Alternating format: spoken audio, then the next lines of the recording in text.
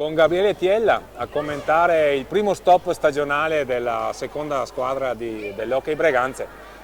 Sconfitta casalinga per 5-2 col Tiene, sconfitta anche sfortunata negli episodi, Gabriele.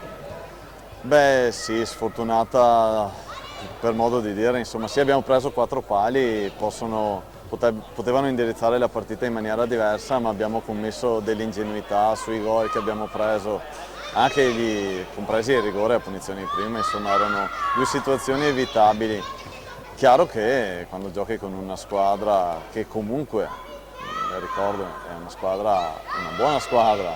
La squadra è più esperta di voi innanzitutto. Beh, quello sicuramente, è una squadra che quest'anno è molto più omogenea rispetto agli anni scorsi, ha un bacino di atleti molto più vicini di età, vicini anche comunque alla maturità sportiva e quindi rispetto a noi sono molto più avanti. Però voglio dire, a tratti ce la siamo anche giocati, dopo magari abbiamo forzato situazioni che non serviva forzare, ma quando vuoi rimontare una partita le provi anche un po' tutte. Loro sono stati bravi a non concedere nessun contropiede e a farci giocare sempre distanti dalla loro porta, e quindi hanno fatto soprattutto una bella prestazione difensiva e non abbiamo trovato il bandolo della matassa, come si dice. Avete proposto soprattutto il gioco lungo sponda, era proprio una studiata apposta, lavorare molto lungo le sponde, magari con il blocco in salita Sì, dell'attaccante? Volevamo cercare di farli abbassare nel gioco a 2 dietro porta per dopo lavorare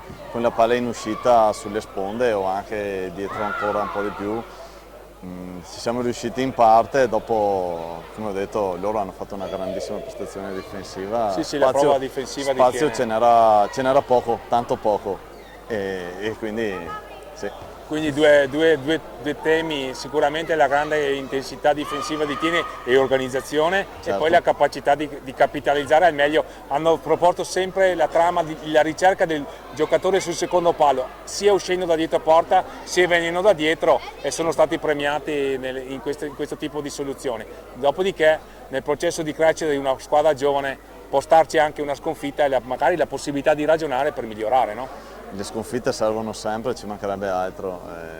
L'ho detto anche ai ragazzi, è un punto di partenza, dopo le partite ce le guardiamo, ce le analizziamo, vediamo cosa abbiamo sbagliato, cerchiamo di non ripetere gli stessi errori e si va avanti così, insomma, è un processo di crescita come hai detto te, e ci si prende atto delle sconfitte, ci mancherebbe, non è mica un problema. Il processo di crescita di Breganze quindi continua.